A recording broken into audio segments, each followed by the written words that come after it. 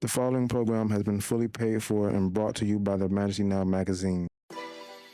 You might end up in a magazine, or you might end up on TV. One-on-one with J. Carroll. When you slide through the Majesty, and we gon' show the world that we the latest, and we gon' show the world that we the biggest. One-on-one with J. Carroll. Ain't nothing bigger than the Majesty. Yo, tell me your story and I'ma tell the world. Get it off your chest, baby, don't hold it in. The Majesty Now magazine, royal expose to the nations. Do you desire to be featured in one of the nation's premier magazines? Contact Majesty today at www.majestynow.com. Majesty has excellent spots at excellent pricing. And yes, Majesty will expose you in a royal way. Hello, and thank you so much for tuning in once again to the J. Carroll Show. On the last episode, on last week, we were talking about the William Andrell Thomas story with his beautiful, God-fearing mother, Miss Tanisha Thomas. We have so much information. It's such a power-packed story. It's unbelievable. And if you all would listen to the story and allow your young people, your youth, play this at your youth conventions, or, it's really bringing awareness in how the prison system operates in certain places. So this is part 2, and we're going to go launch right on in to the story. Now, Ms. Thomas, the last session that we had, I believe we were talking about him being in solitary confinement. Yes. Now, what happened after? I know you all received that phone call threatening, your lives, that someone may come to do something to your family because they were not getting what they wanted from your son while, being in confinement, or maybe some bills that he had or owed some people. Yes. Tell us what happened next. So, I think in the last episode I told you that I had a conversation with him, and he said, "Mom, no matter what, I want to live. I want to live," and that just stuck with me. Mm-hmm. It stuck with me. I didn't know what we were getting ready to face within the next couple of days, but all I knew is that I had to support him and I had to help him. And like I said, that was a Saturday. The following Monday, my daughter got a call from the runner. Mm-hmm. And of course, like I said, we lived a couple of houses apart.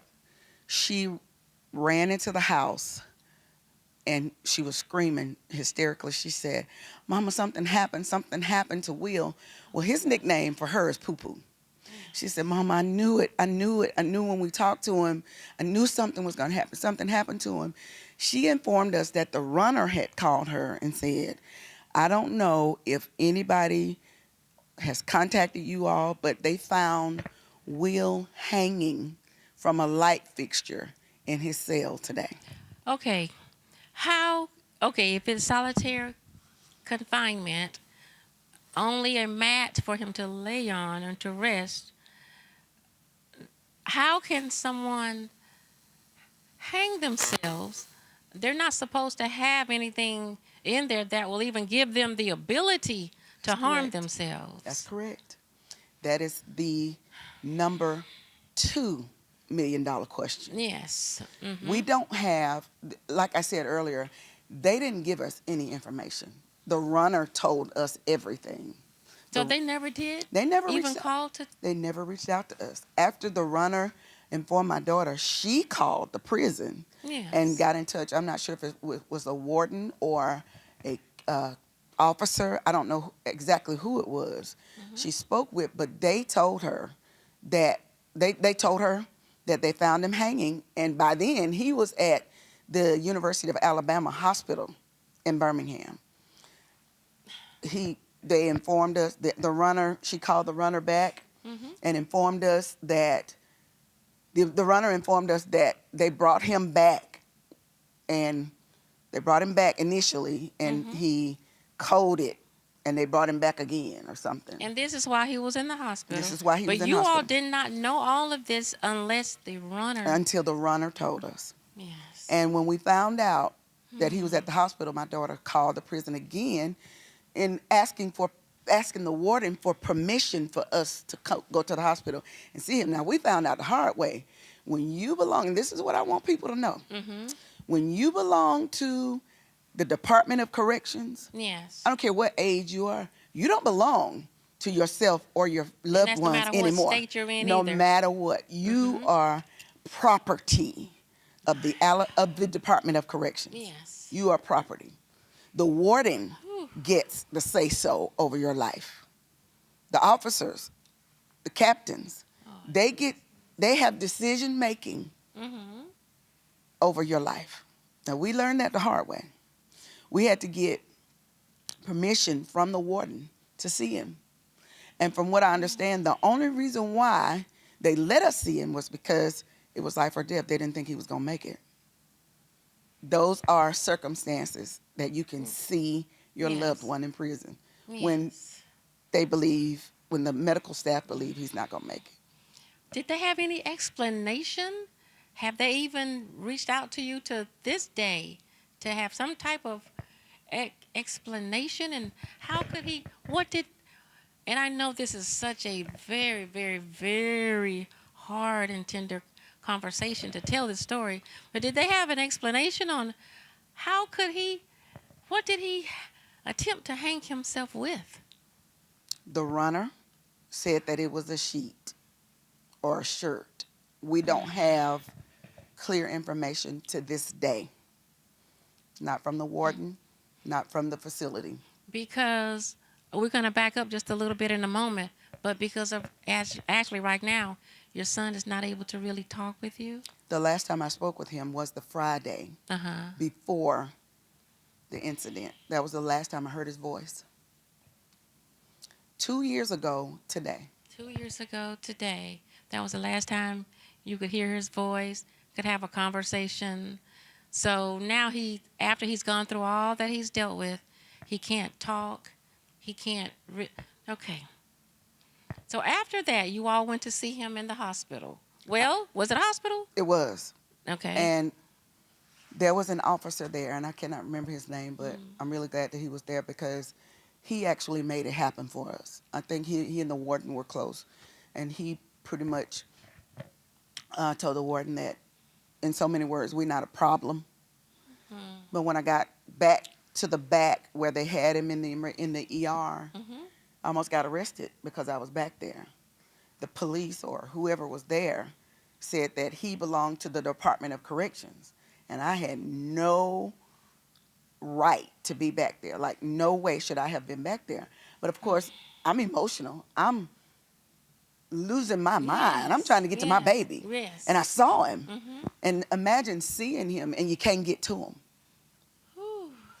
And so it was almost an altercation, but I had 3 seconds to think about, do the right thing. Yes. Do the right thing. Don't make this situation worse. Did he even hear your voice that day? I believe he did. And let me tell you why. I told the officer that was there, I said, if he hears my voice, he's going to come back. If he hears my voice, he's got to hear my voice. He's got to know that I'm here. So that's when he called the warden. And they let me see him once they got him in ICU.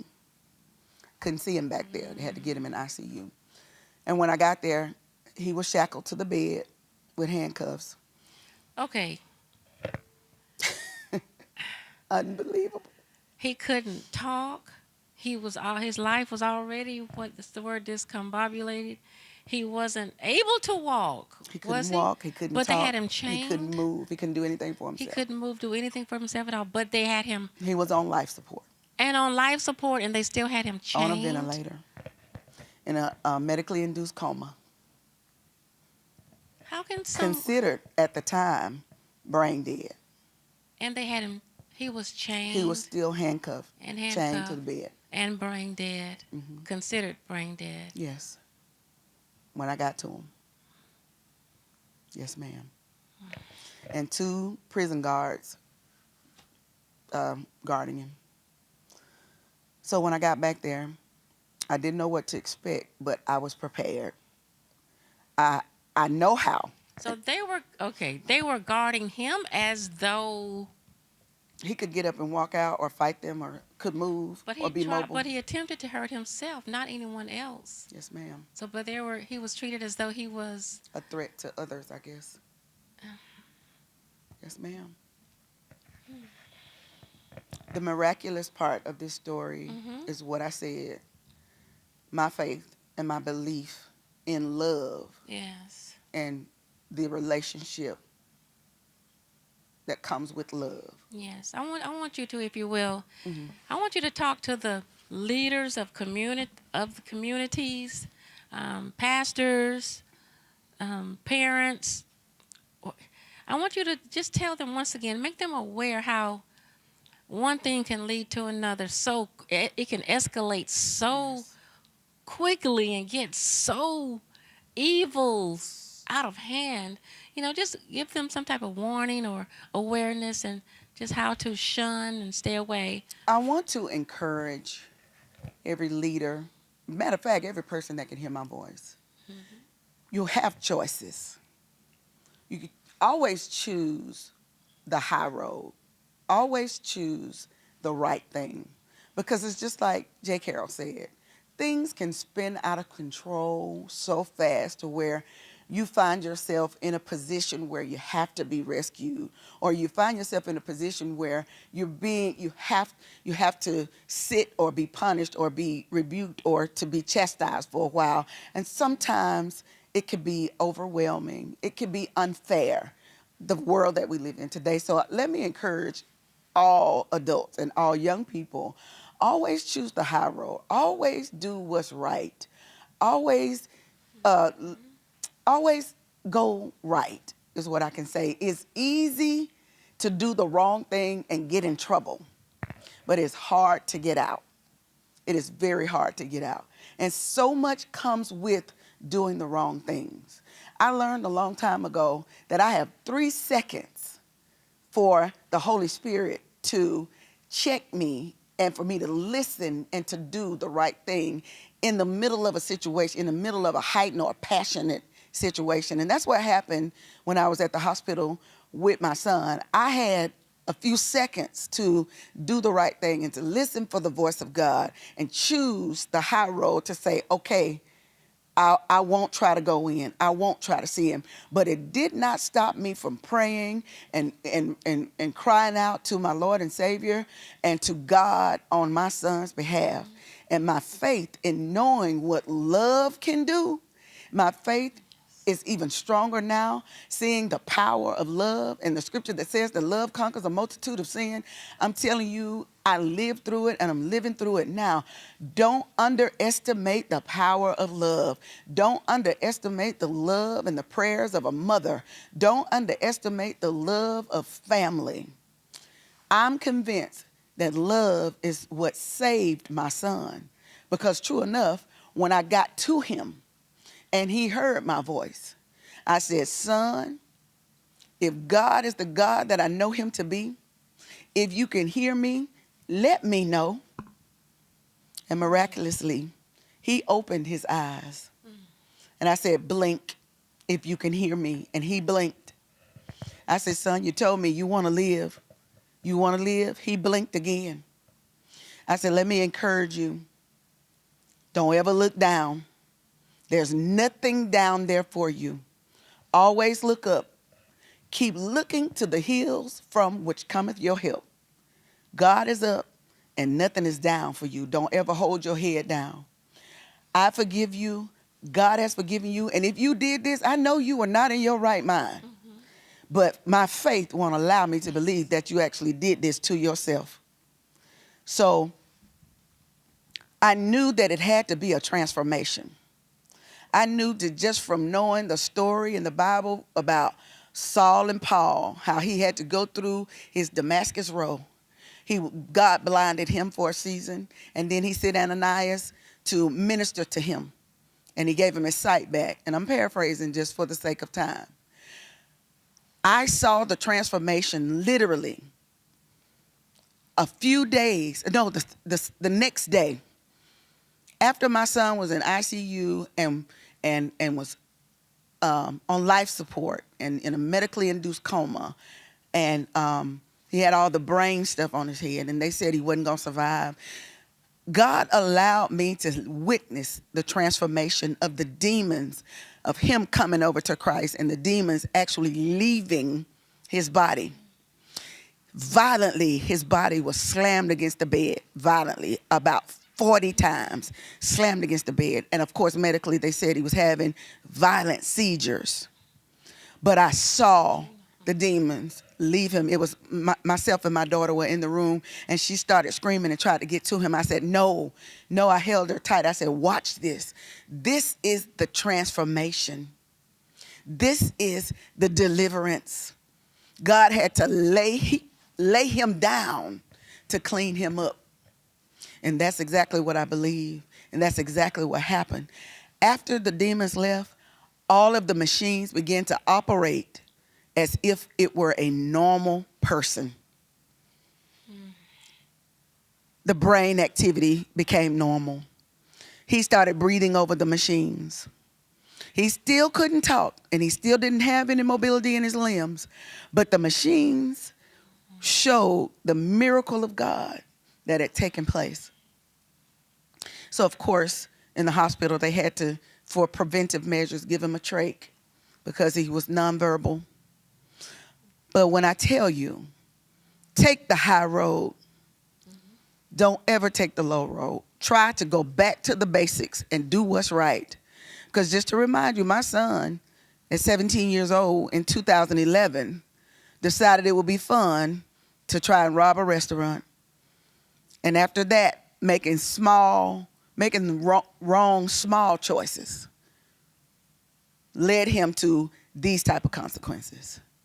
So if you can hear my voice, be warned, be aware that the smallest mistake, the smallest criminal act can lead to something just this devastating. The smallest act. Mm-hmm. Do you think, Mrs. Thomas, that they were hoping that he would not live, so he could not get out? That's exactly what I believe. To eventually tell the true story? That's exactly what I believe. He healed. This was August. He began to come back around. So once he left the first hospital, they sent him to what you call a LTAC hospital. It's to wean him off of a trach. So he was there maybe a couple of weeks. I can't remember exactly how long he was there, but he was improving. Yeah. And I heard. And this was last August? This was still August. No, this was August 2023. Okay. I heard a gurgle. I said, I love you, son, in one of the visits. Mm-hmm. I said, I love you, son, and I'm so proud of you. Without his mouth moving, he said, I love you too, Mom. I knew that was what he said because I know him. Yes. I know his voice. Mm-hmm.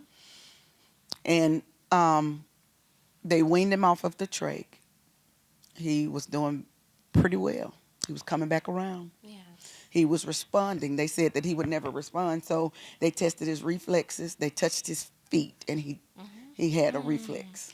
All the way only for the sake of time. Mm-hmm. We will go back if we have the time. What state is he in right now? What condition is he in right now? Where, instead of naming the location he is right now, why do we need to get him to this? Tier Memorial Hermann. Okay. Inpatient rehab. Okay, so he really right now, he needs to be in rehab. He needs to be in a rehab that specializes in patients like him. He is in what you call a minimally conscious state. Okay. Now, medically, they still call it a vegetative state. He is totally incapacitated, but William communicates. He's not a vegetable. Mm-hmm. He responds. So where he is right now? Where he is right now, he's in a facility that's a nursing home. Okay. But with minimal rehab. We need to get him to Tier Memorial Herman. And that is that in Texas? That is in Houston, Texas. Okay. William is he eats through a feeding tube, and he has a catheter, and he's still on his insulin for the diabetes, but that's it. And seizure, maintenance medication because of the condition that he's in. His organs never shut down. His heart, kidneys, all of that. He's extremely healthy. So he just needs extensive rehab. we need to get him to the extensive rehab. Yes. How do you have? So we can't just pick him up in the car or Right, drive him. How right. does Medically- he need to get there, and how do we get him there? And what is it that's needed? I'll say financially to get him there. Yes, absolutely. So he's not a patient that can ride ambulatory in a vehicle, because from where he is right now, it is an 11-hour drive to get to the hospital that he needs to be in. Yes. And so we actually found out about air flight medical transportation, Yes, and we actually found one that would do it for free as a donation. They would donate the medical staff and the actual flight, but we have to pay for the fuel. And the fuel is yes. estimated to be about $15,000 to $17,000 Okay. just to get him there. So that's one way. Okay. Yeah. And so what we're trying to do in every way that we can is raise the money to be able to get him there, because William is responsive, and what we learned is he needs the extensive therapy, because the plasticity in his brain will be renewed or restored with excessive therapy. Yes. Okay.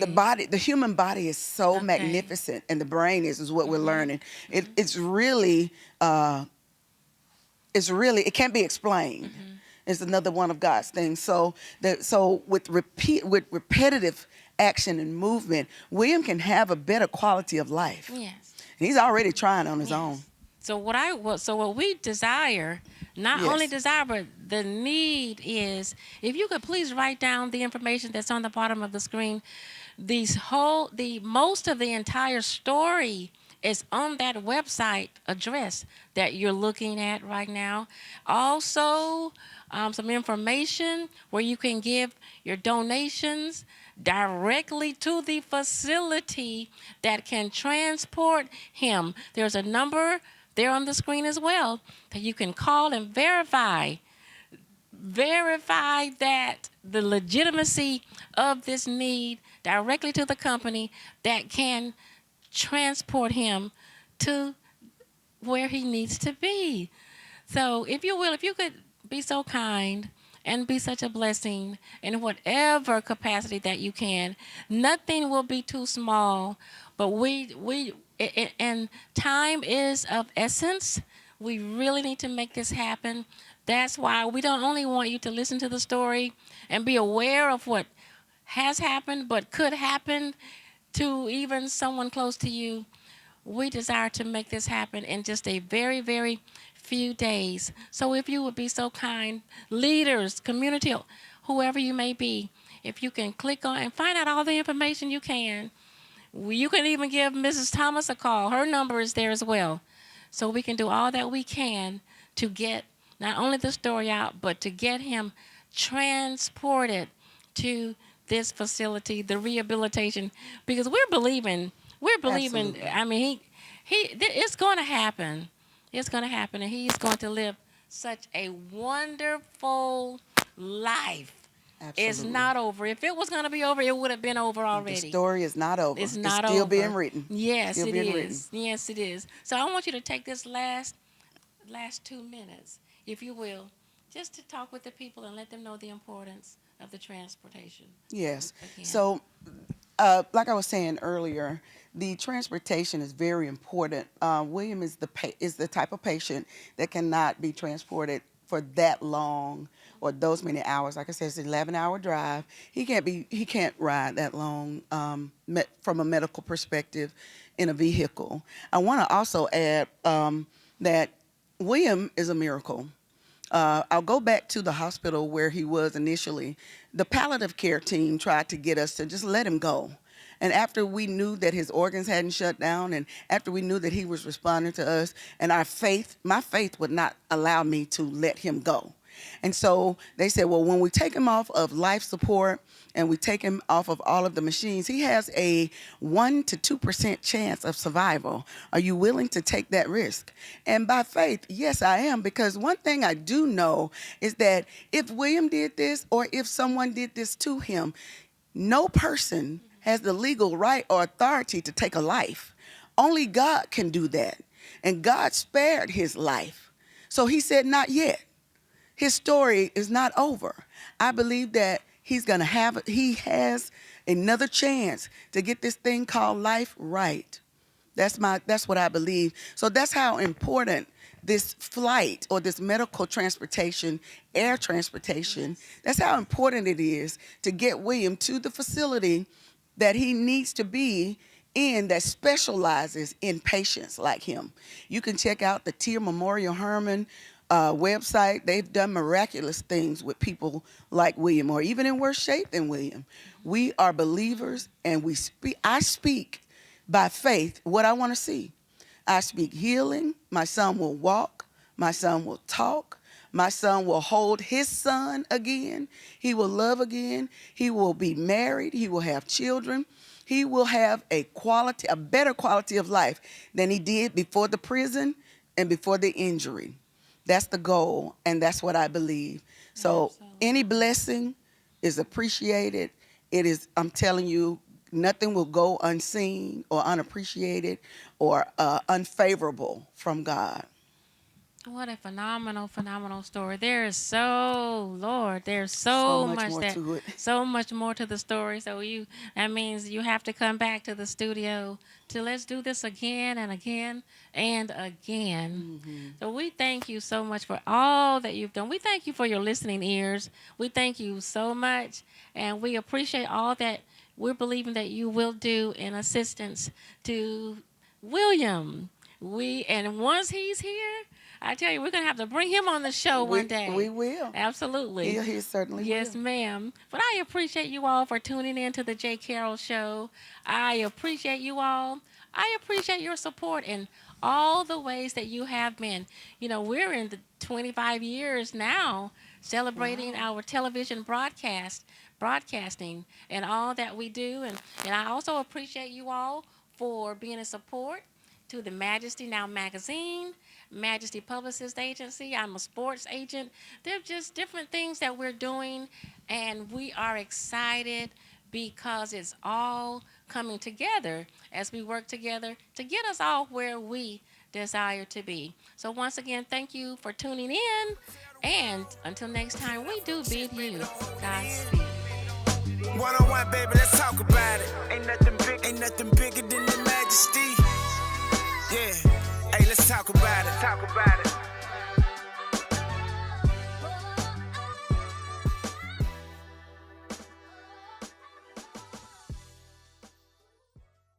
The preceding program has been fully paid for by the sponsor, the Majesty Now magazine.